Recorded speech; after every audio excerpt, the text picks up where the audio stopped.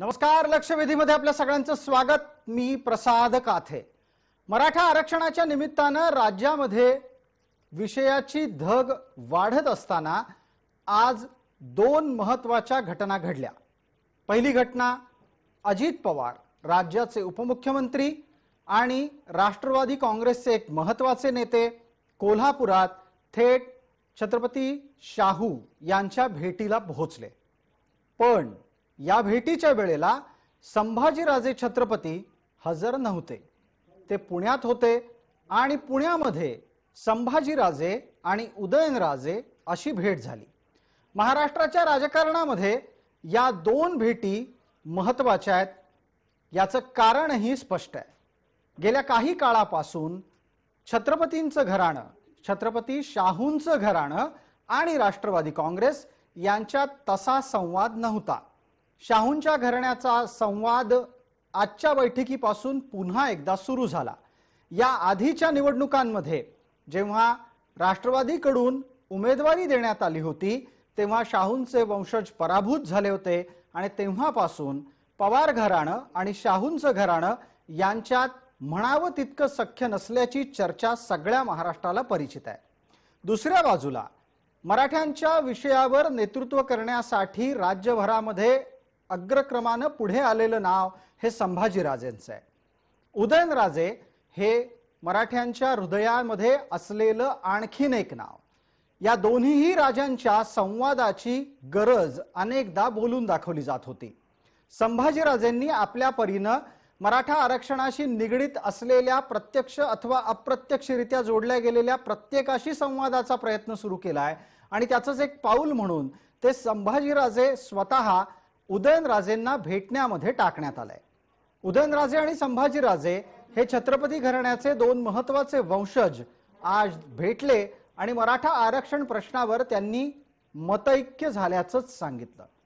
महाराष्ट्राच्या राजकारणामध्ये या सगळ्या गोष्टी नोंद घेण्यासारख्या आहेत आणि आजच्या लक्षवेधीमध्ये आपण त्या निमित्तानं चर्चा करणार आहोत.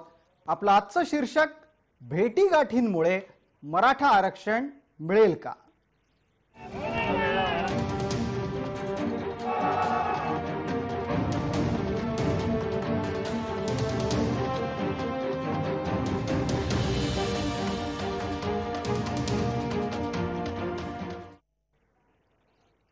आजच्या आपल्या भेटीमध्ये सोबत असलेलं पॅनल बऱ्यापैकी मोठं आहे, मान्यवरांचं आहे. त्यांचा परिचय मी आपल्याला पटकन करून देतो.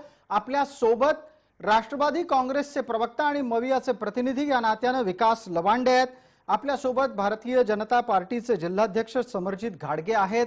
समरजित घाडगे यांचा परिचय हे छत्रपती शाहू साखर कारखान्याचे अध्यक्ष, त्याचबरोबर पेशानं चार्टर्ड अकाउंटंट आणि आपल्याला ठाऊकच आहे की ते शाहू जनक घराण्याचे सुद्धा सदस्य आहेत. आपल्या सोबत राजकीय विश्लेषक या नात्यानं दोन मंडळी आहेत. गुरुबाळ माळी कोल्हापुरातून आहेत तर साताऱ्यातून नरेश देसाई आहेत. मराठा आरक्षण समर्थक या नात्यानं दिलीप पाटील आहेत आणि मराठा क्रांती ठोक मोर्चाचे समन्वयक या नात्यानं आबासाहेब पाटील आहेत. सर्व मान्यवरांचं आपण चर्चेमध्ये स्वागत करणार आहोत. चर्चेची सुरुवात आजच्या घडीला मला गुरुबाळ माळी यांच्यापासून करायची आहे. गुरुबाळ माळीजी, माझा आवाज आपल्यापर्यंत अतिशय नीट पोहोचत असेल अपेक्षा आहे. माझा आवाज येतोय आपल्यापर्यंत? हो, येतो. अच्छा. आज अजित पवार जेव्हा राजवाड्यावर पोहोचले तेव्हा सुरुवातीच्या काळात ते संभाजीराजेंना भेटायला चालले आहेत असे निरोप माध्यमांमध्ये दिले गेले होते. प्रत्यक्षात संभाजीराजे कोल्हापुरात नव्हते, ते पुण्यात होते. संभाजीराजे घरात नसताना राजवाड्यावर अजित पवार का गेले? मुळात गेले काही दिवस संभाजीराजे आणि भाजप यांच्यामध्ये जो काय विसंवाद आणि वादविवाद सुरू आहे. कारण पंतप्रधान नरेंद्र मोदींनी 4 वेळा भेट मागूनही संभाजीराजेंना वेळ दिली नाही. तेव्हापासून या मराठा आरक्षणाच्या प्रश्नावर संभाजीराजे नाराज आहेत आणि ही नाराजी त्यांनी थेटपणे व्यक्त केली. कारण ज्या भाजपचे प्रदेशाध्यक्ष चंद्रकांत पाटील यांच्याविषयी ते बोलताना यांना असं कोण बोलतंय, यांची गरज काय, अशी काही वाक्य त्यांनी बोलले आणि त्यांनी प्रतिक्रिया दिल्यानंतर ते बेदखल केले. मला कुणी शिकवायची गरज नाही हे वाक्य त्यांनी चंद्र पाटील यांच्याबरोबर वापरलं. यावरून भाजपमध्ये संभाजीराजे आणि भाजपमध्ये किती टोकाला गेलेला आहे हा वाद हे लक्षात येतं. यामुळं संभाजीराजे हे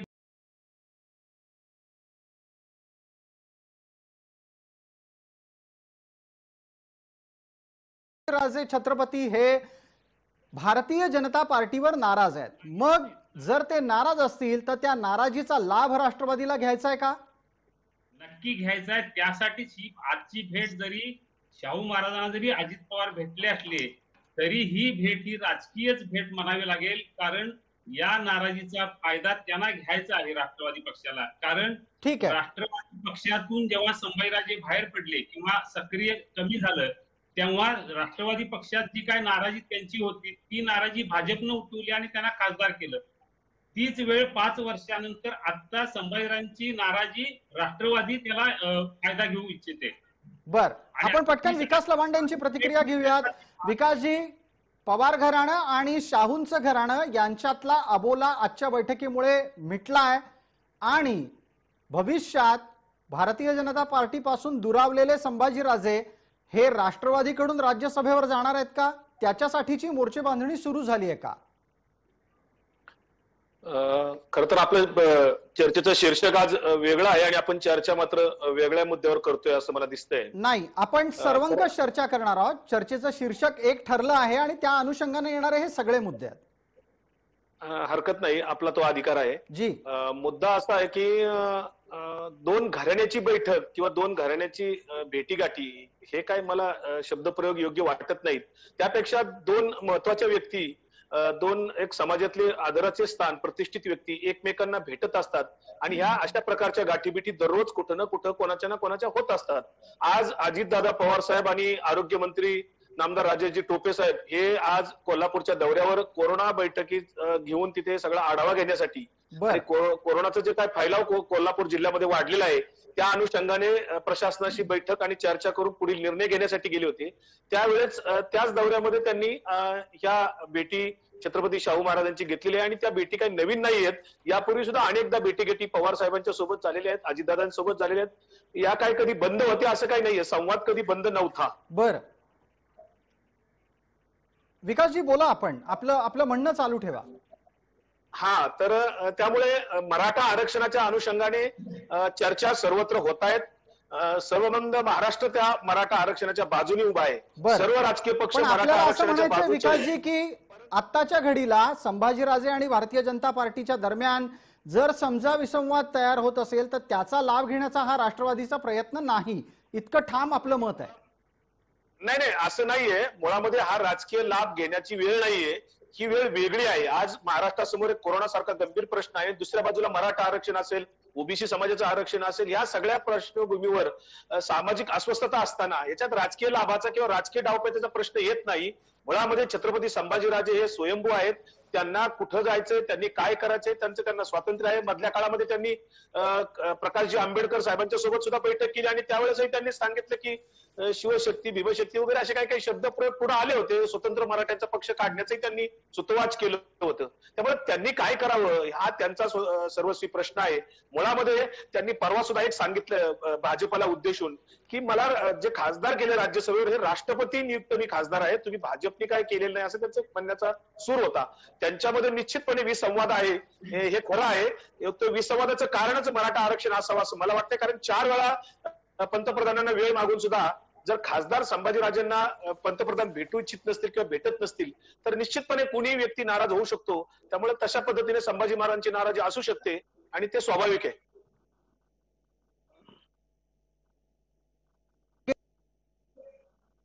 समरजी जी आपली प्रतिक्रिया, संभाजीराजे नाराज झाल्याचं नुकसान भाजपला होणार आहे का आणि राष्ट्रवादी त्याचा लाभ घेऊ पाहतीये हे आपल्याला लक्षात येत आहे का? नाही, सर्वप्रथम मी एक मुद्द्यावर स्पष्ट करतो की आज ह्या सगळ्या विषयांमध्ये मराठा आरक्षण आणि मराठा समाजाच्या भविष्याचे विषय कुठेतरी मागेच पडलेत. एक गोष्टीवर मी विकास साहेबांशी एकमत आहे की एक संदर्भ घेऊन आपण याचं भविष्य काय ह्याच्या बोललं पाहिजे. आजची जी भेट माननीय उपमुख्यमंत्री अजित पवारांची जी झाली माननीय छत्रपती शाहू महाराजांवर, ते एक प्रोटोकॉल आहे, ते गादीचा मान आहे आणि त्याप्रमाणे ती भेट झाली आहे. पण याच्यामध्ये माझं वैयक्तिक मत होतं की आजच्या दौऱ्यामध्ये जे कोरोनाचा आढावा झाला त्याच्यामध्ये काही प्रश्नांबद्दल मला वाटतं सरकारच्या बाजूनी काही स्पष्टीकरणची मला वैयक्तिक भाजप म्हणून नाही, एक मराठा म्हणून एक अपेक्षा होती की पुढे मराठा समाजाला जी उपाययोजना असतील, आरक्षण न्यूज पर्यंत ओबीसीना जे फायदे मिळतात तसं मराठा समाजाला ते फायदे मिळणार का, ते कधी मिळणार, त्याच्याबद्दल थोडीशी क्लॅरिटी पाहिली होती. रिव्ह्यू पिटिशन बद्दल क्लॅरिटी पाहिली होती. आणि अजूनही मागास आयोग जो स्थापन नाही झालाय त्याच्यामध्ये सर्व समाज समावेश आहे का, या गोष्टींची मला थोडीशी अपेक्षा होती की आज थोडीशी ती क्लॅरिटी मिळायला पाहिजे. आज ती क्लॅरिटी मिळायला पाहिजे होती, स्पष्टता मिळायला पाहिजे होती असं आपण म्हणालात. या निमित्तानं आम्ही आता आपल्याला 2 वक्तव्य ऐकवणार आहोत आणि ही वक्तव्य ही आजच्या 2 महत्वाच्या ज्या बैठका झाल्या त्याबद्दलची आहेत. एक वक्तव्य अजित पवार यांचं आहे, दुसरं वक्तव्य हे साताऱ्यातून आलेलं आहे उदयनराजे यांचं. उदयनराजे आणि अजित पवार यांनी आज दिवसभरामध्ये झालेल्या बैठकींच्या निमित्तानं काय मतप्रदर्शन केलं ते बघणार आहोत आपण. दोघं एकाच घराण्यातले.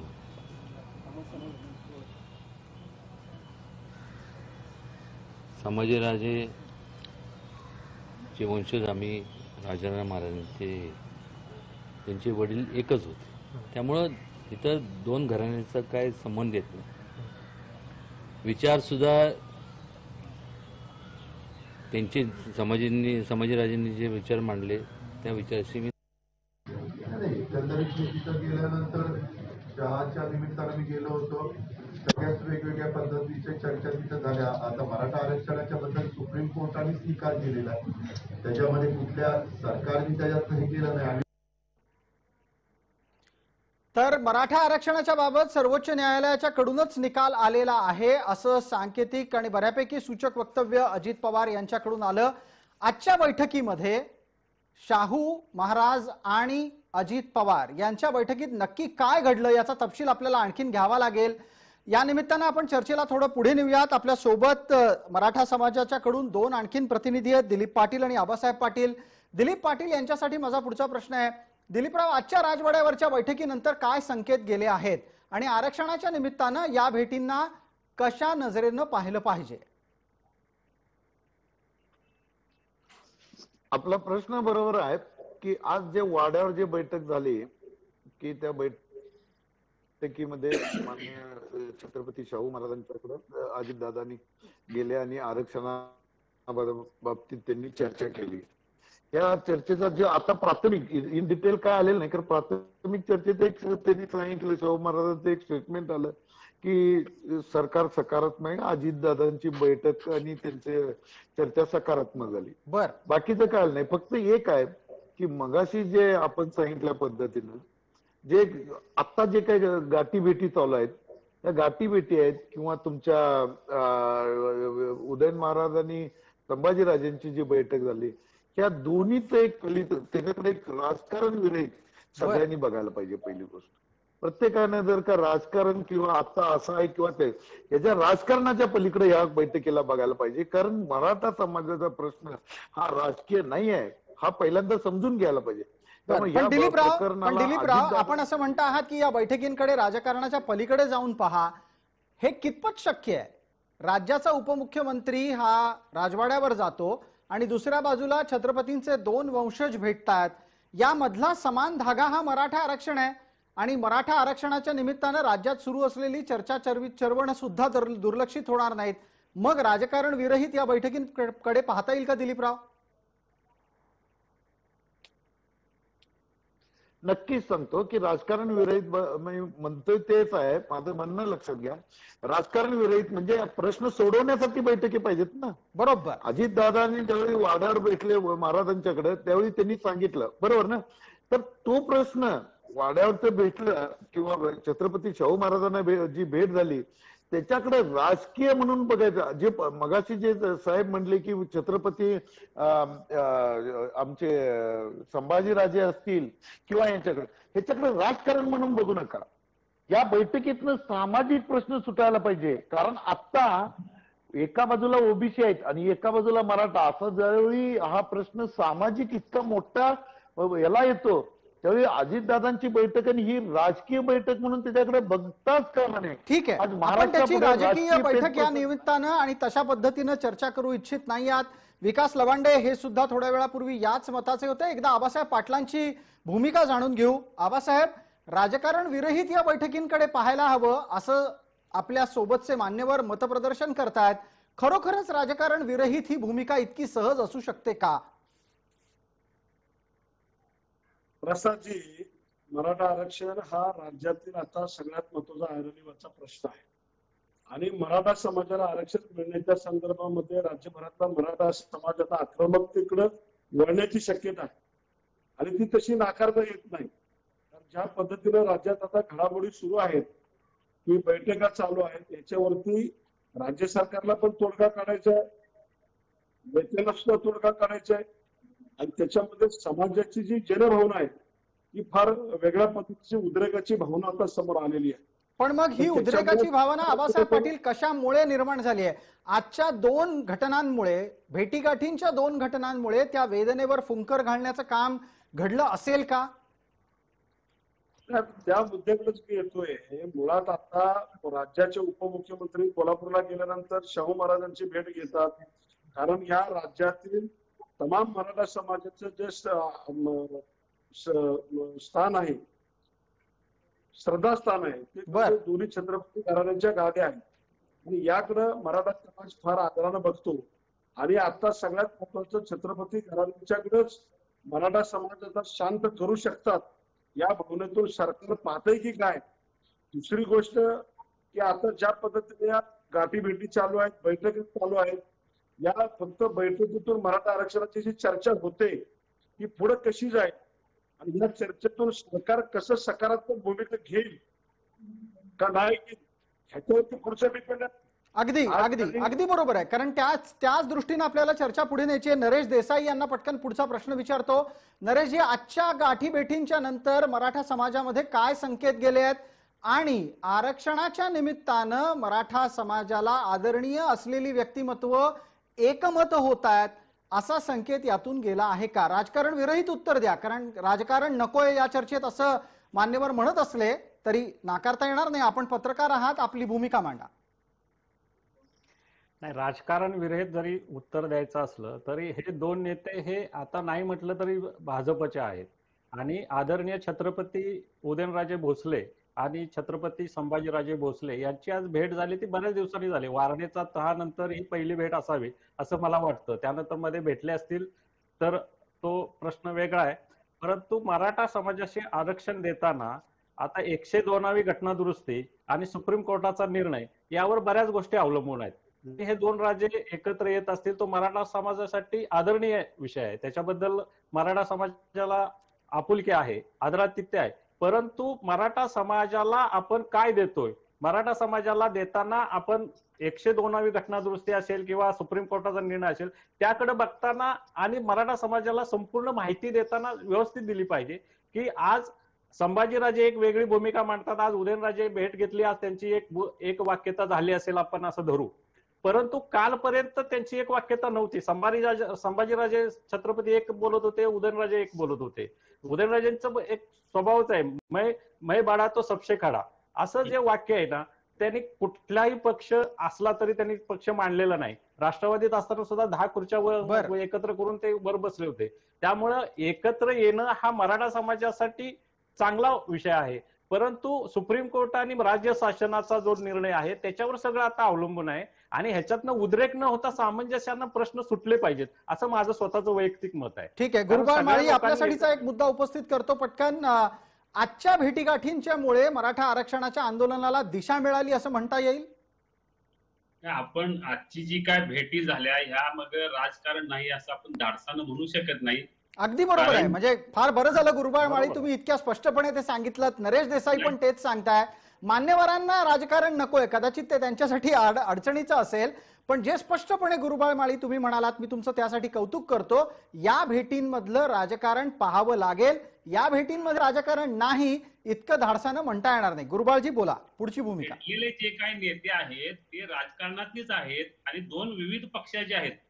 एखाद्या वेळी सहज भेट होणं आणि मुद्दाम जाऊन भेटणं यामध्ये निश्चितच राजकारण असू शकतं. उलट हे राजकारण फक्त मराठा आरक्षणाचा प्रश्न सोडवण्यासाठी आहे, म्हणजे सकारात्मक मुद्दा आहे, त्याचं कौतुक आहे. पण राजकारण नाही असं आपण म्हणू शकत नाही.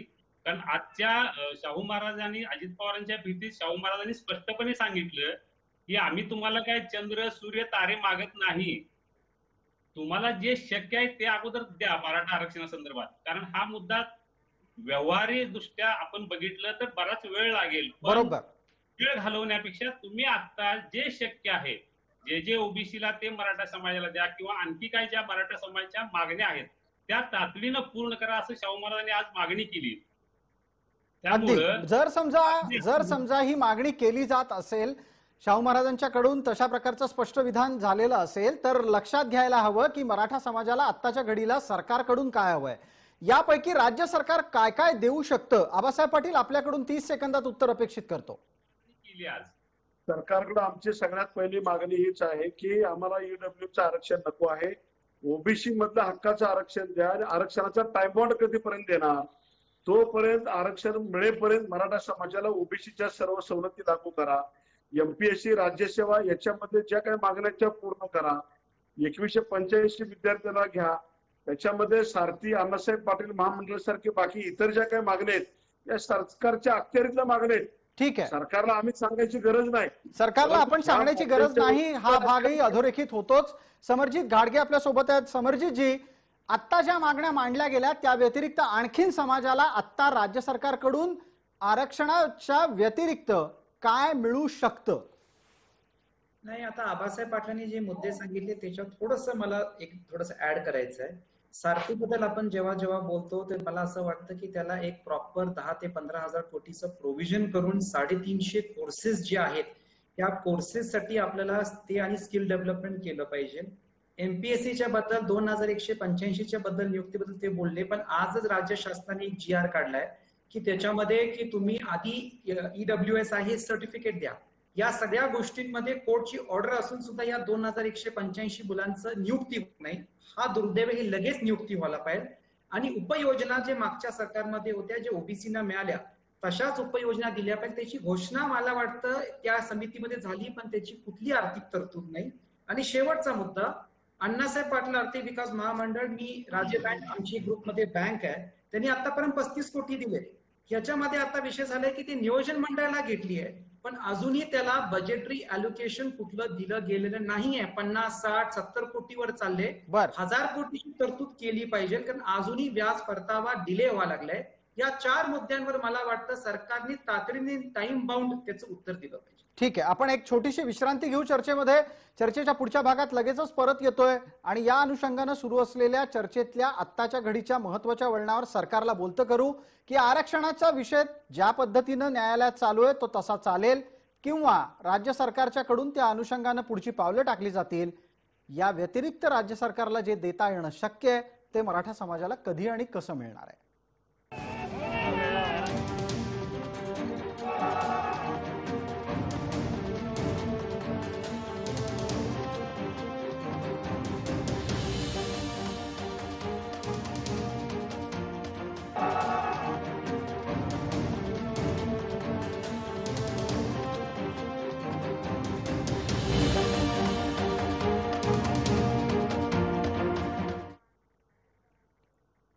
नमस्कार, लक्षवेधीच्या या दुसऱ्या भागामध्ये आपल्या सगळ्यांचं स्वागत. मराठा समाजाचे प्रश्न सोडवण्यासाठी संवादाची भूमिका घेतलेल्या संभाजीराजे छत्रपती यांनी उदयनराजे यांची भेट घेतली.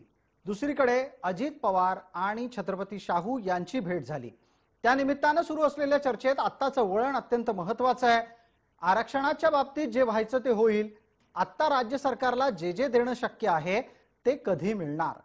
आपल्या सोबत असलेल्या मान्यवरांचा एकदा पटकन आपल्याला परिचय करून देतो. आपल्या सोबत विकासजी लवांडे आहेत, समरजितजी घाडगे आहेत, गुरुबाळजी माळी आहेत, नरेशजी देसाई आहेत, दिलीपजी पाटील आहेत आणि आबासाहेब पाटील आहेत. विकास लवांडेजी, आता आपल्याला उत्तर द्यायचं आहे. इथे उपस्थित असलेल्या मान्यवरांनी राज्य सरकार आरक्षणाच्या व्यतिरिक्त समाजाच्या हितासाठी काय तात्काळ करू शकतं त्याची यादी वाचून दाखवली. हे कधी मिळणार आहे हा प्रश्नही आजच्या भेटीगाठींच्या नंतरच जन्माला आलेला आहे. मुळामध्ये गेले वर्षभर आपण सर्वजण वेगवेगळ्या प्रश्नांचा सामना करतोय. एक विचित्र परिस्थिती निर्माण झाली या महाराष्ट्रामध्ये. सुरुवातीला ईडब्ल्यूएस आरक्षण दिलं गेलं, परत तो जी आर रद्द करावा लागला आणि आता मराठा आरक्षणाच्या संदर्भात सुप्रीम कोर्टाचा निकाल लागल्यानंतर पुन्हा राज्य सरकारला आता ईडब्ल्यूएस आरक्षण तोपर्यंतचा तात्पुरता उपाय म्हणून निर्णय घ्यावा लागला. आता आबासाहेब पाटील म्हणतात की आम्हाला ते नकोय.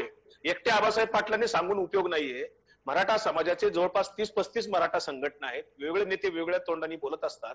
तर त्याचा ज्यांना फायदा घ्यायचा असेल, ज्या विद्यार्थ्यांना त्याचा लाभ होणार असेल, त्यांना तुमची अडचण काय, हा माझा सवाल आहे. जोपर्यंत आपल्याला मराठा आरक्षणाच्या बाबतीचा निर्णय होत नाही तोपर्यंत ईडब्ल्यूएस आरक्षणाच्या संदर्भातलं जे काय त्याचा फायदा घ्यायचा आहे कोणाला किंवा घेणं शक्य असेल त्यांना घ्यायला पाहिजे तो. बर. दुसरी गोष्ट, अण्णासाहेब आर्थिक विकास महामंडळाच्या संदर्भात मागच्या पहिल्या वर्षामध्ये सरकार आल्यानंतर जवळपास 42 कोटी रुपये त्याच्यावर अर्थ सहाय्याच्या योजना त्याच्यामध्ये राबवल्या गेलेल्या आहेत. आणि कोरोनाच्या काळामध्ये राज्य आर्थिकदृष्ट्या प्रचंड अडचणीत आहे. आजही 24,000 कोटी रुपये जीएसटीचे केंद्र सरकारकडनं येणं आहे. आणि आता सरकारने काही लाभ द्यायचा म्हणून मुळामध्ये मराठा समाजाचे प्रश्न जे आहेत हे आर्थिक स्वरूपाचे प्रश्न आहेत, सामाजिक प्रश्न नाहीयेत असा माझा दावा आहे.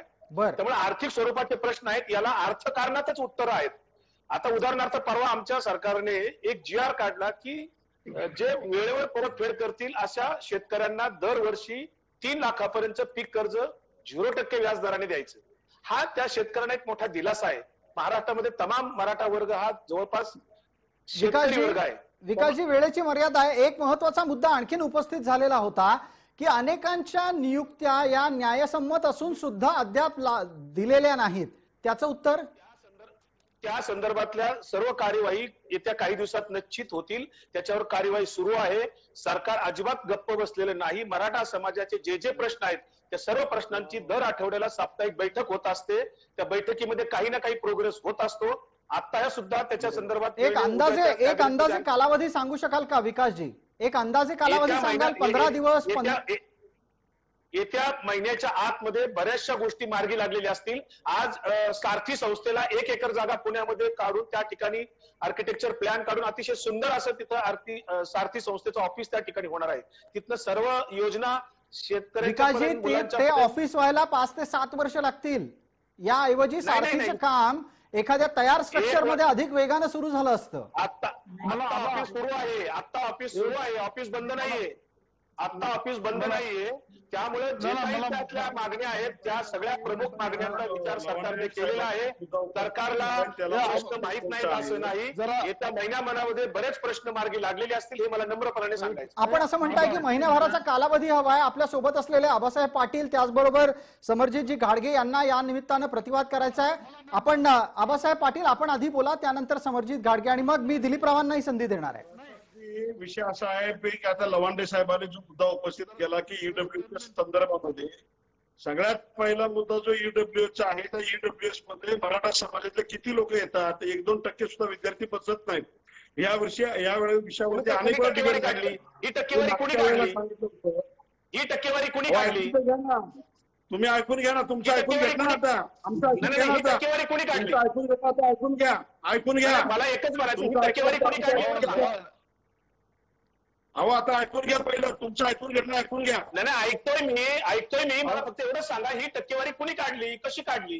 हो टक्केवारी आम्ही सांगतो ना. ऐकून घ्या ना तुम्ही. तुमचं ऐकून घेतलं ना आम्ही आता.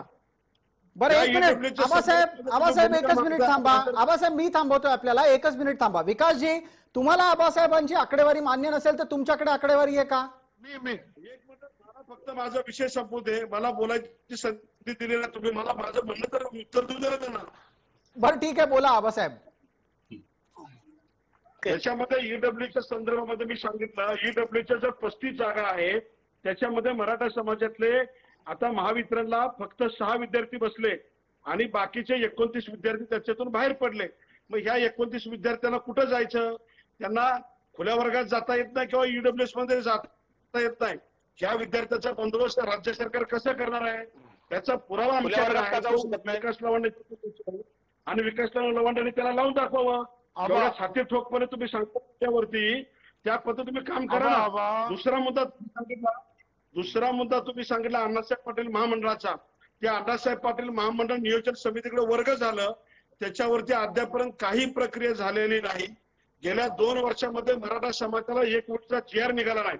तिसरा मुद्दा तुम्ही सांगितला, राज्यामध्ये मराठा आरक्षणाच्या संदर्भात मराठ्यांचा जो विषय आर्थिक विषय आहे, ठीक आहे, आर्थिक विषय आबासाहेब वेळेची मर्यादा आहे, वेळेची मर्यादा आहे आबासाहेब. फक्त 30 सेकंद आहे. या लॉकडाऊन काळामध्ये SC ST जवळपास 150 GR ठीक आहे. 2 वर्षामध्ये निघाले वेगवेगळ्या पद्धतीचे. मग त्यावेळेला बजेट कुठलं आलं मला, म्हणजे फक्त मराठा तुम्हाला बजेट नाही ऍक्च्युली ठीक आहे, याच्यावर दिलीपराव बोलतायत. दिलीपराव आपलं म्हणणं मांडा. वेळेची मर्यादा आहे, मात्र आज प्रत्येकाने कृपया वेळेची मर्यादा लक्षात ठेवावी. दिलीपराव आबा एक मिनिट. आबासाहेब आबासाहेब बोलू दे. दिलीपराव बोला, लवकर बोला. आबा मला बोलू दे. हा हे बघा, एक लक्षात घ्या. पहिली गोष्ट लवांडे साहेबांनी मगाशी सांगितलं की अण्णासाहेब पाटील आर्थिक महामंडळ चालू आहे आणि व्यवस्थित. पहिली गोष्ट सांगतो, गेल्या काही महिन्यात अण्णासाहेब पाटील मधनं 40 कर्मचारी काढलेले आहेत. 40 कर्मचारी काढलेले आहेत. दुसरी गोष्ट सांगतो, दुसरं महत्वाचं आहे की तुमचं सांगितलं सारथीमध्ये, सारथीचं आत्ता लँड दिले, बिल्डिंग बांधायला 5-6 वर्ष, आपण बरोबर बोलला, 5-6 वर्ष लागतील. त्यामुळे आणि दुसरी गोष्ट, सारथी आता ऑफिस चालू आहे, माहित आहे का त्यांना, लवांडे साहेबांना? 1 टेबल, 1 ऑफिसर आणि 2 क्लार्क आणि 1 शिपाई, एवढीच लोक आहेत तिथं त्या ठिकाणी कामाला. आणि काय सांगतात ते सारथी चालू आहे. तिसरी गोष्ट महत्वाची सांगतो. नाही मी सांगतो तुम्हाला, 1 मिनिट, आता माझा ऐका. नाही चला की आपण त्याला दाखवतो. तुम्ही कुठे आहे सांगा. सारथीच्या ऑफिस मध्ये जाऊन सांगा किती लोक आहेत. आता फक्त 1 टेबल आहे फक्त त्या ठिकाणी, काही चालू नाही आहे. ठीक आहे. तिसरी गोष्ट सांगतो, EWS हे तुम्ही म्हणला की मराठा समाजाला गेल्या वर्षी EWS महत्वाचा विषय आहे, ऐका सांगतो. EWS गेल्या वर्षी मराठा समाजाला आरक्षण होतं त्यावेळी काढलं आणि परत आता दिलं. 1 नंबर चुकीचा हे आहे. आबासाहेब म्हणले ते बरोबर होतं की EWS हे हॅलो जी आपण बोलत राहा दिलीपराव, लवकर, वेळेची मर्यादा आहे. ज्या समाजाला आरक्षण नसतं त्याला ऑटोमॅटिक EWS मिळत असतं. त्यामुळे कुणी द्यायचा आणि काढायचा काही संबंध नाही. आणि दुसरी गोष्ट, आबा म्हणलं तसं EWS मध्ये मराठा समाजाला 10 पैकी फक्त आणि फक्त 3 किंवा 4% प्रतिनिधित्व मिळणार आहे. आमचं आरक्षण हे 13% आहे. हे लवांडे साहेब सोयीस्कर विसरतात. आणि त्यामुळे ठीक आहे दिलीपराव, आपले मुद्दे लक्षात आले. समरजित घाडगे यांच्यासाठी वेळ देण्याची गरज आहे आपल्याला. त्यांनी थोड्या वेळापूर्वी प्रतिवादासाठी हात वर केला होता. समरजित घाडगेची आतापर्यंतची चर्चा आपल्यापर्यंत पोहोचली. अण्णासाहेब पाटील महामंडळाच्या बाबतीत दावे समोर आले, प्रतिवाद झाला. EWSच्या संदर्भात सरकारचे दावे समोर आले, त्याचाही प्रतिवाद झाला. आता सारथीच्या संदर्भातले मुद्दे आले, त्याचाही प्रतिवाद झाला. यापेक्षा वेगळं आपल्याकडून अपेक्षित करतो. समरजितजी. नाही, सर्वप्रथम सगळ्यांचे मी मुद्दे ऐकून घेतले. लवांडे साहेब म्हटले की 42 कोटी रुपये हे 1 वर्षामध्ये, मागच्या 1 वर्षामध्ये. मला काय वाटायला लागले की आपण मराठा समाजाला काय खैरात देतोय का मराठा समाज काय भीक मागतोय का? आजकाल 40 कोटी रुपये तर एक आमदारकीच्या खासदारकीला इलेक्शन लोक खर्च करतात. म्हणजे what are we talking about? हे काय विजन आहे का? आज आपण 40 कोटी दिले, 50 कोटी दिले, 80 कोटी दिले, हे काय ऍब्सोल्यूट पीनट्स आहेत.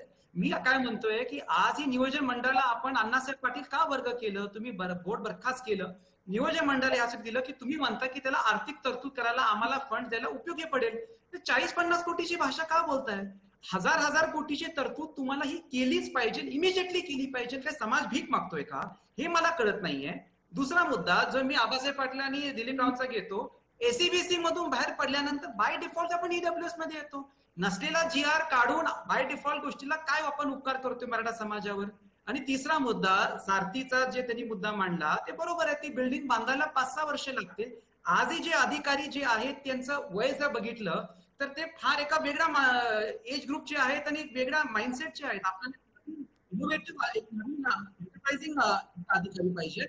आणि लवांडे साहेबांना माझी एक विनंती आहे की जे शेतकऱ्यांच्या बद्दल तुम्ही म्हटला की आम्ही ऑर्डर काढली की 3 लाखापर्यंत व्याज माफ. साहेब, पहिलं ते 50,000 रुपये अनुदान आहेत ना, ते पहिले द्या. हे 3 लाखाची योजना पहिल्यापासून आहे. तर ह्याच्यामध्ये व्हायला लागले काय की मराठा समाज असेल का शेतकरी असेल, याच्यामध्ये we need to have a good vision. सारथीला 10-15 हजार कोटीचं एक विजन पाहिजे, अण्णासाहेब पाटीलला 1000 कोटी रुपये द्यायलाच पाहिजे, आपण 50 कोटी बोलू नका. आणि आज जे व्याज परतावाची योजना आहे, मी तुम्हाला लवांडे साहेब ब्रीफ करतो. मी त्या बँकेतून कर्ज दिले, मी 35 कोटीचे कर्ज आमच्या वैयक्तिक बँकेने दिले. ठीक आहे. आधी डिमांड केल्यानंतर 15 दिवसात पैसे मिळायचे व्याज परतावाचे, 3-3, 4-4 महिने आज व्याज परतावावे लागले. ते डिफॉल्ट झाले तर त्या मुलांना या स्कीम मधून बाहेर जावं लागेल. तर या गोष्टींचं एक विजन ठेवून आपल्याला पुढे काम करावं लागेल, हे माझं स्पष्ट मत आहे. विकास लवांडे यांच्या मुद्द्यावर थोडक्यात सरकारच्या भूमिकेवर, आरक्षणाव्यतिरिक्त सरकार काय काय देऊ शकतं याबाबत दिलेल्या उत्तरावर इथं तिघांनी प्रतिवाद केला. माझ्यासोबत 2 राजकीय विश्लेषक आहेत, गुरुबाळ माळी आहेत, नरेश देसाई आहेत. त्या दोघांचीही मतं ऐकून घेणार आहोत आणि त्यानंतर एक सविस्तर उत्तर द्यायची संधी विकासराव आपल्याला मिळणार आहे. गुरुबाळ माळी, आपण आधी सांगा, मराठा समाजातल्या समन्वयक नेत्यांच्या माध्यमातून सरकारनं देण्यात आलेल्या दाव्याचा प्रतिवाद अतिशय स्पष्टपणे करण्यात आला. मग तरी सुद्धा आरक्षण टिकवू न शकलेलं सरकार आपण मराठा समाजासाठी खूप काही करतो आहोत असा दावा का करतंय? गुरुबाळ माळी, मुळात ज्या पद्धतीनं आरक्षण सर्वोच्च न्यायालयाने फेटाळलेलं आहे, ते पुन्हा आरक्षण मिळण्यासाठी आपल्याला बराच कालावधी लागणार आहे, कारण ती प्रक्रिया मोठी आहे. त्यामुळे समाजाची जी काय मागणी आहे, जोपर्यंत आरक्षण मिळणार नाही तोपर्यंत आम्हाला ज्या ज्या सुविधा सरकार देऊ शकते ते आम्हाला द्या, आमचा हक्क द्या. पण माळीजी ज्या ज्या सुविधा देऊ शकताय त्या हक्कानी द्या असं सांगितलं असताना त्या देताना सुद्धा त्या चमच्यानी दिल्या जात आहेत का? अगदी बरोबर आहे, कारण संभाजीराजेंनी 6 तारखेला ज्या काय मागण्या केल्या किंवा त्याच्या अगोदर 5-6 मागण्या सरकारकडे ठेवल्या होत्या, त्यांचं अजून मागणं आहे की यातलं एकही मागणी पूर्ण न झाल्यामुळे आम्हाला 16 तारखेला मूक आंदोलन करायची वेळ आलेली आहे. म्हणजे सरकार, आरक्षण फार जी लांब गोष्ट आहे, कारण ती काय जादूची कांडी नाही की एका दिवसात आरक्षण मिळू शकेल का, आता त्याला वेळ जाणार आहे. पण त्या वेळेपर्यंत आम्हाला सरकारनं सुविधा द्याव्यात, सवलती द्याव्यात, ही जी मागणी आहे समाजाची ती अतिशय योग्य आहे. आणि ती ठीक आहे. मग नरेश देसाई, आपल्यासाठीचा पुढचा प्रश्न मी आपल्यासाठी आणतो. तो असा आहे, समाजाला माहिती आहे की आत्ताच्या घडीला राज्य सरकार कसल्याही अडचणीविना काय देऊ शकतं, ती स्पष्ट मागणी समाजाच्या नेत्यांच्या माध्यमातून सरकारकडे ठेवली जाते. पण सरकार आहे की चमच्यानं गोष्टी पुरवत आहे. मग भवियाला मराठा आरक्षण द्यायचं नाही हा जो आक्षेप जन्माला येतो तो खरा मानायचा का नरेश देसाई? मला काय म्हणायचं आहे की 35 ज्या संघटना मराठा संघटना काम करतायत, त्यांनी पहिलं एकमत करून सरकारकडे गेलं पाहिजे आणि आम्हाला नेमकं काय पाहिजे, EWS पाहिजे, सारथी पाहिजे, अण्णासाहेब पाटील महामंडळासाठी काय पाहिजे किंवा आणखी कितीचा निधी पाहिजे, याबाबत एकमत करून सरकारकडे गेलं पाहिजे. पण मराठा समाजाच्या संघटनांमध्ये एकमत होत नाही असं निरीक्षण आपलं. मला बोलू द्या, मी बोललो नाही तुमच्यामध्ये. राजकीय पक्षाच्या ज्या काही संघटना बांधलेल्या आहेत त्यांना पुढे करून हे लोक फक्त सांगतात. नरेशजी साहेब, मी बोललो नाही, तुम्ही बोलताना चमच्याने देतं हे सिद्ध आहे, परंतु सरकारनं सुद्धा मराठा समाजासाठी एक उदार मताची भूमिका घेतली पाहिजे, उदारपणाची भूमिका, आणि त्याच्यातून मार्ग काढला पाहिजे. नाहीतर हा पुढचा प्रश्न, मागाशी काय कोणीतरी वक्त्यांनी सांगितलं की उद्रेक होणार आहे, तर हा उद्रेक होण्याची सुरुवात झालेली आहे सध्या. पण मग या निमित्तानं एक आणखी निरीक्षण आपल्याकडून आलं नरेश देसाई, आणि तेही महत्वाचं आहे. मराठा समाजातल्या संघटनांमध्ये एकवाक्यता हवी, ते एकवाक्यता का दिसत नाही? मराठेशाहीला दुहीचा शाप आहे असं वाक्य म्हटलं जायचं, हे आता आंदोलनात पण तुम्हाला दिसतंय का? सर, आता विनायक मेटे साहेबांनी एक वेगळं आंदोलन करायचं, नरेंद्र पाटील साहेबांनी वेगळं करायचं, छत्रपती संभाजीराजेंनी वेगळं करायचं, उदयनराजेंनी वेगळं करायचं. ही भूमिका आहे ना, ती अशी विकेंद्रीकरणाची, ती केंद्रीकरण झालं पाहिजे मराठा संघटना. अच्छा, थोडक्यात काय सगळ्यांनी मिळून एकत्र येऊन आंदोलन करण्याची गरज आहे. आबासाहेब, हे शक्य आहे का? विकास लवांडेंकडे पुढच्या मुद्द्यासाठी जायचंय, तत्पूर्वी आबासाहेब. प्रसादजी आता जे सांगितलं की मराठा संघटनेने एकत्र आलं पाहिजे, तर मी आपल्याला सांगतो, राज्यातल्या सर्व मराठा संघटना एक आहेत, परंतु आता ज्या पद्धतीने काही राजकीय लोक, वेगवेगळ्या पक्षातील लोक राजकीय पुढे करून मराठा समाजाची जी दिशाभूल करत आहेत, त्याच्यामध्ये काही संघटनांना हाताशी धरायचं, परत EWS सांगायचं, पुन्हा हे सांगायचं. मराठा समाजाची स्पष्टपणे भूमिका मी वारंवार मांडलेली आहे. ठीक, मराठा समाजाला ओबीसीच्या हक्काचं आरक्षण पाहिजे, आणि ईडब्ल्यूचे ऐच्छिक आरक्षण कुणी घेऊ शकतं.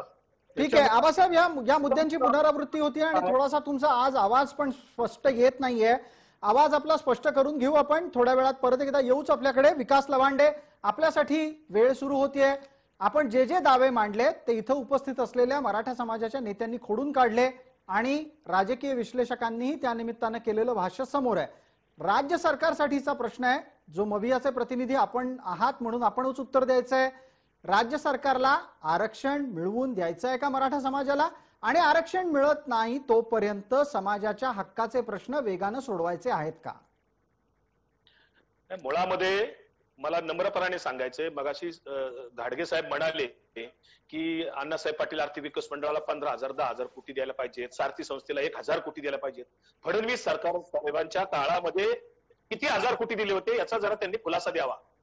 फडणवीस सरकारच्या काळात आरक्षण मिळालं होतं आणि ते का टिकलं नाही? अशोक चव्हाणांना विचारा की. तुम्ही टिकवलं नाही म्हणून टिकलं नाही. अशोक चव्हाणांना विचारा ना. अशोक चव्हाणांना विचारा. करू नका. तसं नाही. कोर्टामध्ये गायकवाड समितीचा अहवाल टिकला नाही. तुम्ही काय सांगताय? लवांडे समाजाची दिशाभूल फडणवीसांनी केली होती. तुम्ही मांडायला पाहिजे ना. लवांडे पूर्ण दिशा साहेब, मी तुमच्या ऐकून घ्या. तुम्ही बोलत असताना मी बोललो नाही. तुम्ही बोलत असताना मी बोललो नाही. आता माझं ऐकून घ्यायचं. आता तुम्ही माझं ऐकायचं. मी गप्प बसतो. हायकोर्टाने बोला, मी गप्प बसतो. हायकोर्टात अरे तुम्हाला ऐकायचंच नसेल तर मी गप्प बसतो. तुमच्या राष्ट्रवादी पक्षाची भूमिका सांगा. सरकारचं जाऊ दे. सरकारचं तुमच्या पक्षाची भूमिका सांगा. तुम्ही काय केलं आता झालं का तुमचं? मी बोलत असताना मध्ये बोलणार असेल तर मी गप्प बसतो. तुम्हाला ऐकायचंच नसेल तर मी गप्प बसतो. या थिल्लरपणाने आरक्षण मिळणार नाही कधी. या थिल्लर भाषणबाजीने आरक्षण मिळणार नाही कधी. तुम्ही थिल्लर भाषणबाजीने आरक्षण कधीच मिळणार नाही. तुम्ही आरक्षण देणार. थिल्लर भाषणबाजीने कधी आरक्षण मिळणार नाही, लक्षात ठेवा. तुम्ही देणार नाहीत. तुमच्या पक्षाची आणि तुमच्या सरकारची भूमिका. तुम्हाला कायदेशीर मुद्द्यावर, घटनात्मक मुद्द्यावर चर्चा करायचीच नाही. तुम्हाला भावनिक बोलायचंय, मराठा समाजाच्या जीवावर राजकारण करायचंय, आमदारकी मिळवायची, कोणाला तरी खासदारकी मिळवायची, राजकीय लाभासाठी आंदोलन करायचं. तुम्हाला मराठ्यांचं काही देणं घेणं नाहीये. तुम्हाला फक्त मराठा संघटना आपापल्या काढायच्या, जातीय दुकानदारी चालवायची आहे. तुम्हाला मराठा समाजाच्या माध्यमातून राजकारण स्वार्थ साधायचं आहे आणि हेच तुम्हाला अभिप्रेत आहे. तुम्हाला आरक्षण मिळवायचंच नाही. तुम्हाला आरक्षण मिळवायचंच नाही. मराठा समाजाचे प्रश्न तुम्हाला सोडवायचेच नाहीत. तुमची भावना असते तर तुम्ही निर्णय. तुम्हाला मराठा निर्णय न घेता संदर्भामध्ये तुम्हाला फक्त राजकीय स्वार्थ आहे तुमचा. एक मिनिट. आबासाहेब आणि विकास लबांडे दोघांनाही विनंती आहे थांबा. दिलीपराव आपलं मत घेतो. दिलीपराव आपण बोलायचं. एक मिनिट. विलास हो विकासजी आपल्याला संधी देतो. आबासाहेब थांबलेले आहेत. मला दिलीपरावांचं एक मत घेऊ द्यात पटकन. दिलीपराव आपण स्पष्ट करा, आरक्षण मिळणं, आरक्षण टिकवणं याबाबत कोण कमी पडलं याची व्याख्या होऊ शकते का समाजामध्ये?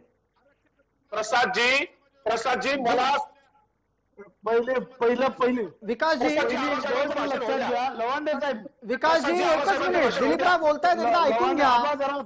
दिलीपराव बोलतायत, एकदा ऐकून घ्या विकासजी. लक्षात घ्या.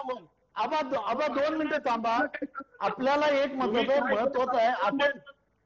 आपण राजकीय बोलणं का? आबा दिलीपराव आपण बोलत राहा, सलग बोलत राहा. दिलीपराव, राजकीय स्वार्थापोटी काही चेहरे पुढे आलेले आहेत. विनायक मेटे असतील, नवनाथ पाटील असतील, मराठा आरक्षणाच्या संदर्भात राजकीय लाभ उठवायचा घेणं देणं आहे. त्यांना काही देणं घेणं नाहीये. मराठा समाजाची दिशाभूल करायची,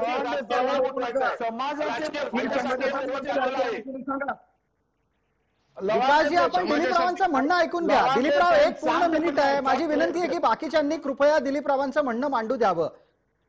आबासाहेब पाटील आणि विकास लवांडे दोघांना विनंती आहे. दिलीपराव पटकन बोला. 1 मिनिटाचा पूर्ण वेळ आहे आपल्यासाठी. प्रसादजी मला वेळ दिला नाही. मी देतो विकासजी, मी देतोय आपल्याला वेळ. वेळ देतोय. मी दिला पण होता. नंतर परस्परांमध्ये शाब्दिक शब्दबाण सुरू झाले. नाही विकासजी नाही, बोला. नाही, विकासजी मला एकच मिनिट सांगतो थांबा. गुरुबाळ माळी साहेबांचे नाही मी बोलतो नाही जी, एक दिलीपराव. मिनिट थांबा. मी बोलतोय तर हे बघा समरजित राजेंनी एकदम क्लिअर 2 भूमिका मांडल्या त्या बरोबर आहे की तुम्ही राजकीय म्हणजे तुमचं आरक्षण एका बाजूला करा. आरक्षण हा आरक्षणाचा विषय आहे आणि सवलती वेगळा विषय आहे. सवलतीकडे तुम्ही वेगळा विषय बघायला पाहिजे कारण सवलती हा आणि आरक्षणचा भाग वेगळा आहे. आरक्षण नाही मिळालं म्हणून सवलती असं तुम्ही गल्लत करू नका. पहिली गोष्ट समरजित राजेंनी बरोबर सांगितलं की अण्णासाहेब पाटील विकास मंडळ असू दे, सारथी असू दे किंवा तुमचं हॉस्टेलचे प्रश्न असू दे, या सवलती आहेत. सरकारनं त्याच्याकडे सकारात्मक दृष्ट्या बघितलं पाहिजे. ह्या सवलती हे समाजाच्या आर्थिक उन्नतीसाठी सवलती दिल्या जातात आणि सामाजिकसाठी आरक्षण पाहिजे. बरोबर आहे. आता दिलीपराव आपण एक स्पष्ट भूमिका मांडलीत. दिलीपराव वेळेची मर्यादा आहे, विकासजींना वेळ द्यायचा आहे आणि मगापासून विकास लवांडे यांना वेळ पुरेसा मिळालेला नाहीये. विकासजी इथे 2 स्पष्ट मतं समोर आली. आरक्षण देणं ही गरज आहे असं मान्यवरांनी मांडलं आणि दुसरं महत्वाचं मत होतं आरक्षणाला सवलती हा पर्याय नाही. आपली भूमिका मांडा. तुमच्यासाठीचा पूर्ण वेळ सुरू होतोय आणि माझी विनंती एकदा विकास लवांडेंना त्यांचं म्हणणं पूर्णपणे मांडू द्यावं. विकासजी बोला, 1.5 मिनिटाचा पूर्ण वेळ आहे. मराठा समाजाचे 2 नेते इथे बसलेले आहेत, त्यांना माझी विनंती आहे, माझं म्हणणं 3 तुम्हाला ऐकायचं नसेल 3 तर नेते तसं आहेत. सांगा. परत तुम्ही 2 म्हणून नवीन वाद सुरू नकोय. 3 जण आहेत आपल्याकडे. नाही 4 जण धरा, सगळे मराठा समाजाचे नेते तुमच्या सहित सगळे. पण मला फक्त माझं म्हणणं मांडायची, मला संधी द्याल का तुम्ही? बिलकुल आपल्याला दिली संधी. विकासजी बोला. मला मध्ये बोलून डिस्टर्ब करणार असेल तर मला गप्प बसायचं. विकासजी कोणीच बोलत नाहीये, बोला आपण. मुद्दा असा आहे, फार उथळ चर्चा करून उपयोग नाही, थिल्लर चर्चा करून सुद्धा उपयोग नाही. इथे आपण फार अभ्यासपूर्वक बोलायला पाहिजे. मुळामध्ये ज्या राजकीय आणि भाषा करतो आपण, राजकीय भाषणबाजी करून आरक्षण मिळणार नाही, नंबर 1. दुसरी गोष्ट, आपण इथे आता गाडगे साहेबांनी जे सांगितलं, अण्णासाहेब पाटील आर्थिक विकास मंडळ किंवा सारथीला आर्थिक तरतूद करण्याच्या संदर्भात, जी फडणवीस सरकारच्या काळामध्ये काहीही झालेली नव्हती, जी आता या सरकारने त्याच्यामध्ये काहीतरी पावलं टाकल्यात, त्याच्यामध्ये काही रक्कम वाढवून दिलेली आहे आणि त्याच्या संदर्भातले कामकाज सुरू आहे. हे मला सांगायचा उद्देश आहे. इथे 42 कोटी किंवा 1000 कोटी का 500 कोटी हे लक्षात घ्या. 24,000 कोटीचा जीएसटी आजही केंद्र सरकार वेळेवर देत नाही. आज केंद्र सरकारने ही जी काही सातत्य वागणूक राज्याच्या संदर्भात आर्थिक दृष्ट्या ठेवलेली आहे, मी पुन्हा सांगतोय, मराठा समाजाचे प्रश्न हे आर्थिक स्वरूपाचे आहेत, सामाजिक प्रश्न नाहीत. समाजामध्ये मराठ्यांना कुणी तुच्छ लेखत नाही, मराठा समाजाला कुणी दुय्यम वागणूक देत नाही. मराठा समाज हा सवर्णमध्येच मोडला जातो. मराठा समाजाला समाजामध्ये मागास कुणी म्हणत नाही. समाजामध्ये आर्थिक प्रश्न आहेत, गरिबीचे प्रश्न आहेत आणि आर्थिक प्रश्न किंवा गरिबीच्या अनुषंगाने जे प्रश्न आहेत याची उत्तर अर्थकारणात आहेत, आरक्षणात नाहीत. हे मला नम्रपणाने आपल्याला सांगायचंय. बरं, मग विकासजी करून विकासजी माझे आपल्याला प्रश्न आहेत. मी आपल्याला प्रश्न विचारू इच्छितो. विकासजी पूर्ण करू द्या प्रसादजी प्लीज. जी बोला विकासजी बोला. मुळामध्ये त्यामुळे आर्थिक स्वरूपाच्या प्रश्नांना आपण त्या अनुषंगाने वेगवेगळ्या योजना असतात, कुठली एकच एक योजना नसते. कुणाला ह्या माध्यमातून योजना मिळेल, कुणाला त्या माध्यमातून मिळेल. वेगवेगळ्या माध्यमातून त्या समाजाची आर्थिक प्रश्न कसे सोडवता येतील आणि गरिबीचे जे काही झळा त्या मराठा समाजातल्या गरीब लोकांना आहेत त्या कशा सोडवता येतील या दृष्टिकोनातून सरकार अतिशय सकारात्मक आहे, पॉझिटिव्ह आहे. त्याच्यासाठी कुणी राजकीय भाषणबाजी करायची गरज नाही. कुणी राजकीय भाषणबाजी करून आपला राजकीय स्वार्थ साधण्याचा जर प्रयत्न करत असतील तर मराठा समाज त्यांना ओळखून आहे. त्यामुळे कुणी गाड्या फोडण्याची भाषा करत असेल, कुणी मंत्र्यांना अडवण्याची भाषा करत असेल, कुणी काळे झेंडे दाखवण्याची भाषा करत असेल, हे फक्त राजकीय स्वार्थापोटी चाललेलं आहे. मराठा समाजाची मला आता आपल्याला 2 प्रश्न विचारायचे आहेत. आपण जे विवेचन केलं त्यात एक गोष्ट सातत्यानं आपण मांडता आहात, आजच्या चर्चेत नाही, या आधीच्या चर्चेमध्ये सुद्धा आपण वारंवार असं म्हटलेलं आहे की मराठा समाजाचे प्रश्न आर्थिक आहेत. मग आता मला खूप आपल्याला हे विचारायचं आहे, थेट विचारायचं आहे, मराठा समाजाचे प्रश्न आर्थिक असतील तर आरक्षण नाही मिळालं तरी चालेल असं आपल्याला सुचवायचंय का? सवलती घ्या आणि गप्प बसा असं सुचवायचंय का? अगदी चांगला प्रश्न तुम्ही विचारला. मुळामध्ये 1953 सालापासून एकदम बरोबर प्रश्न. हा ऐका. मुळामध्ये मगाशी कोणीतरी म्हणाले राष्ट्रवादी पक्षाची भूमिका काय? राष्ट्रवादी काँग्रेस पक्षाची कायम भूमिका ही सामाजिक न्यायासाठी बांधील आहे. फुले शाह आंबेडकरांच्या विचाराने चाललेला राष्ट्रवादी काँग्रेस पक्ष आहे.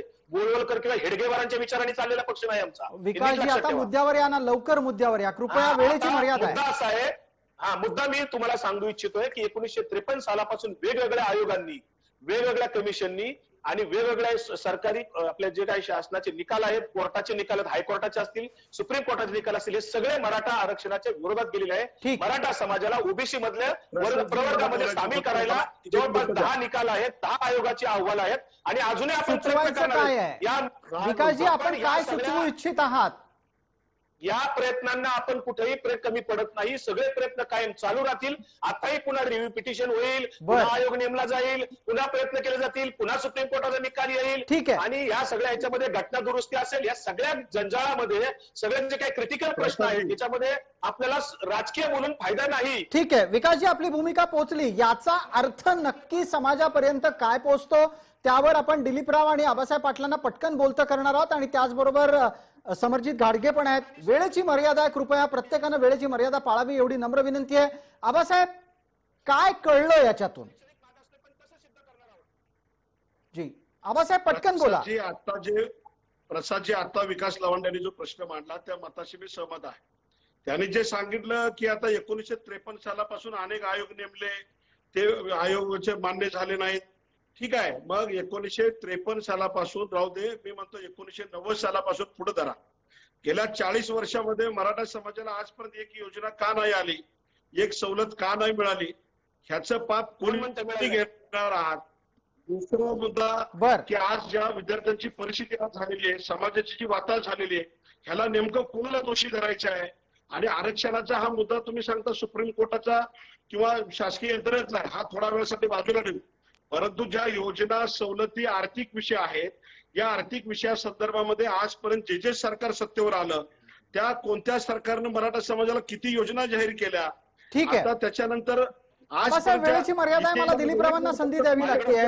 दिलीपरावांना संधी द्यावी लागते. दिलीपराव पटकन सांगा, विकास लवांडेंनी जी स्पष्टपणे भूमिका राष्ट्रवादीची आणि मवियाची म्हणून मांडली, त्यातून मराठा समाजानं काय बोध घेतला पाहिजे? दिलीपराव, आपण बोलायला सुरुवात करा. दिलीपराव. नाही, लवांडे साहेबांनी जे सांगितलं की मराठा समाज हा सामाजिक दृष्ट्या म्हणजे मागास नाही असं त्यांनी स्पष्ट म्हटलं. ही पहिली गोष्ट त्यांची चुकीची आहे. ज्यावेळी सामाजिक दृष्ट्या बॅकवर्ड हो ते म्हणून बोलत असतात. ठरवायला पाहिजे गायकवाड आयोगानं गायकवाड आयोग सुप्रीम कोर्टाने फेकून दिला. फेकून दिला नाही, बसा तुम्हाला सांगतो. तुम्हाला टिकवता आला नाही. अशोक चव्हाणांची सगळ्यात मोठी माणसांनी पहिला राजीनामा दिला पाहिजे. वकील तिथं होते, अनेक तिथं वकील लावले होते. सुप्रीम कोर्टात कमी पडला सांगा, कोणता मुद्दा कमी पडला सांगा, कोणता मुद्दा कमी पडला सांगा. कुठले एक सांगतो सुप्रीम कोर्टामध्ये एक सांगतो ऐका. सुप्रीम कोर्टामध्ये महाराष्ट्र सरकार तर्फे मागासवर्गीय आयोगावर चर्चा कुठल्या वकिलांनी केली सांगा? कुठल्याही नाही केली. मी छाती चौकपणे सांगतो, माझे वकील होते, माझ्या वकिलांना फक्त चर्चा केली. तुमचे जे करोडोचे वकील आहेत एकानेही चर्चा केली नाही. ठीक आहे, याच्यात आहे. दिलीपराव, वेळेची मर्यादा आहे, माफ करा. दिलीपराव आणि आबासाहेब, आपल्या दोघांनाही मी संधी दिली होती. वेळ मला पाळणं खूप गरजेचं आहे. समरजित घाडगेजी, शेवटची 30 सेकंद आहेत, कृपया पटकन आपण सांगा, या प्रकारच्या आत्ताच्या तांत्रिक मुद्द्यांमध्ये अडकून समाजाचं अधिक नुकसान होतंय का, मराठा समाजाचं, ज्याच्यासाठी आरक्षण अजूनच लांब गेलं आहे का? समरजित घाडगेजी. सॉरी, मी प्रश्न नाही ऐकला तरी सॉरी. जी, माझा आवाज आपल्यापर्यंत पोहोचलाय का? मी पटकन आपल्याला असं विचारू इच्छितो की आरक्षण अधिक दूर गेलंय का? सवलती सुद्धा मिळताना अधिक संघर्ष करावा लागणार आहे का समाजाला? नाही, पहिला विषय आरक्षणाच्या मुद्द्यावर सर्वप्रथम मला आपल्याला सांगायचं की आज ही सरकारने रिव्ह्यू पिटिशन अजूनही फाईल केली नाहीये. आणि सगळ्यात महत्वाचं 102 घटना दुरुस्तीनंतर जे राज्य केंद्राचा विषय चाललाय, मी परत सांगतो की जोपर्यंत मागास आयोग स्थापन होऊन मागास आयोगची रिपोर्ट येत नाही आणि आज ही मागास आयोग स्थापन करण्यामध्ये ऑफिशियल डिक्लेरेशन झालं नाही. मागास आयोग सर्व समाज समावेश आहे का, अजूनही मागास आयोग मध्ये सर्व समाजाचे घटक घेतलेत का, आणि तो रिपोर्ट कधीपर्यंत येणार याच्याबद्दल कुठलीही क्लॅरिटी नाही. आणि उपाययोजनाबद्दल आता याच्याबद्दल मी बऱ्याच वेळा बोललोय. बरोबर आहे. म्हणूनच मी आपल्याला वेळेची मर्यादा असल्याने थांबवतो. घाडगेजी, एकदा परत आपण कधी ना कधीतरी यावर भेटूच आहात. एकदा विकास लवांडे, शेवटची 30 सेकंद आहेत. आपण सत्ताधारी पक्षाचे प्रतिनिधी या नात्यानं आहात आणि झालेले आक्षेप आपल्याबद्दलचे आहेत, म्हणून आपल्याला वेळ देणं क्रमप्राप्त आहे. प्लीज वेळ पाळा आणि 30 सेकंदात उत्तर द्या. सरकार गंभीर आहे का सवलत आणि आरक्षण दोन्ही बाबत? मुळामध्ये सरकार अतिशय गंभीर आहे. म्हणून न्यायमूर्ती भोसले समिती नेमली होती की सुप्रीम कोर्टाच्या निकालाचा अन्वयार्थ काढायचा आणि मार्गदर्शन त्यांच्याकडनं घेण्यासाठी त्या संदर्भातला अहवाल आलेला आहे. कोरोनामुळे लॉकडाऊन होतं. आजपासून 100% कर्मचारी शासनाचे सगळे हजर आहेत आणि आबासाहेब म्हणाले तसे 40 वर्षात काय केलं नाही हे दादांत खोटं आहे. हा अपप्रचार आहे. तुम्हाला आम्हाला शिक्षण कुठून मिळाली, तुमची आमची प्रगती कुठून झाली याचा विचार केला तरी आपल्याला कळतं सरकारने वेगवेगळ्या प्रकारच्या योजना, वेगवेगळ्या खात्याच्या योजना कशा प्रकारच्या सर्व जाती धर्माला मिळाल्या होत्या. त्यामुळे सरकार पूर्ण सकारात्मक आहे. मराठ्यांना पूर्ण न्याय देण्याच्या बाजूने महाराष्ट्र विकास आघाडी सरकार त्या ठिकाणी पूर्णपणे प्रयत्नशील आहे. अगदी अगदी विकासजी धन्यवाद. या उत्तराच्यासाठी वेळेची मर्यादा असल्याने ही चर्चा आपल्याला इथेच थांबवावी लागते. आपण सर्व मान्यवर या चर्चेत सहभागी झालात त्याबद्दल आपले मनपूर्वक आभार. लक्षवेधीमध्ये तुर्तास इथंच थांबतोय. सर्व प्रेक्षकांसाठी जय महाराष्ट्र.